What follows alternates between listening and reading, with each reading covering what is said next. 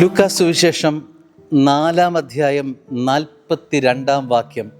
പ്രഭാതമായപ്പോൾ അവൻ ഒരു വിജന സ്ഥലത്തേക്ക് പോയി. ജനക്കൂട്ടം അവനെ അന്വേഷിച്ചു ചെന്നു. തങ്ങളെ വിട്ടുപോകരുത് എന്ന് അവർ അവനെ നിർബന്ധിച്ചു. അവൻ പോയത് വിജന പ്രദേശത്തേക്കാണ്.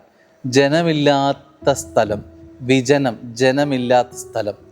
ജനമില്ലാത്ത സ്ഥലത്ത് യേശു തമ്പുരാൻ പോയപ്പോൾ ജനം അവനെ തിരക്കി അവിടേക്ക് പോയി. ഇപ്പം ആ സ്ഥലം ജനമുള്ള സ്ഥലമായി മാറി.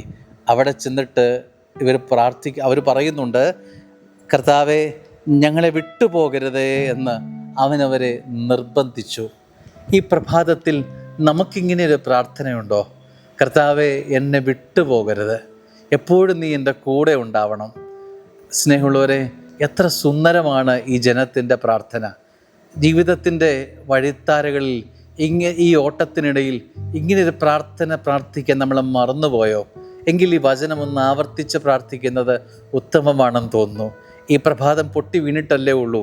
പ്രഭാതം എഴുന്നേൽക്കുമ്പോൾ, സുന്ദരമായതിൻ്റെ കിടക്കയിൽ നിന്ന് എഴുന്നേൽക്കുമ്പോൾ ഒന്ന് പറഞ്ഞ് പ്രാർത്ഥിച്ചാലോ, കർത്താവെ എന്നെ വിട്ടുപോകരുതേ എന്ന്.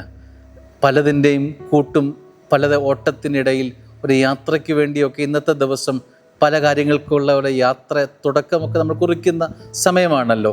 ഈ പ്രഭാതത്തിൽ നമുക്കൊന്ന് പ്രാർത്ഥിച്ചു തുടങ്ങാം. കർത്താവെ ഞാൻ എവിടെ പോയാലും നീ എൻ്റെ കൂടെ ഉണ്ടാവണം, എന്നെ വിട്ടുപോകരുത്, എപ്പോഴും നീ എൻ്റെ കൂടെ ഉണ്ടാവണം. ഈ ജനത്തിൻ്റെ പ്രാർത്ഥന ആവർത്തിച്ച് പ്രാർത്ഥിച്ചാൽ വലിയൊരു അഭിഷേകമാണ്.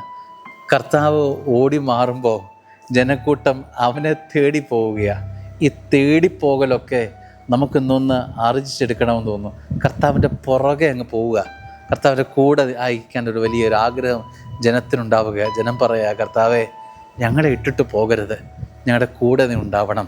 ഒരു കുടുംബമായി നമുക്കൊന്ന് പ്രാർത്ഥിക്കാം. കർത്താവെ ഞങ്ങളുടെ കുടുംബത്തിൽ നിന്ന് നീ അകന്നു പോകരുത്, ഞങ്ങളുടെ ഇടവകയിൽ നിന്ന് നീ അകന്നു പോകരുത്, എൻ്റെ വ്യക്തി ജീവിതത്തിൽ നിന്ന് നീ അകന്നു പോകരുത്, എൻ്റെ കുഞ്ഞുങ്ങളിൽ നിന്ന് കർത്താവെ നീ അകന്നു പോകരുത്. പ്രാർത്ഥിച്ചാലോ? അഭിഷേകമുള്ള പ്രാർത്ഥനയാണ്. ദൈവം അനുഗ്രഹിക്കട്ടെ. ആമേൻ.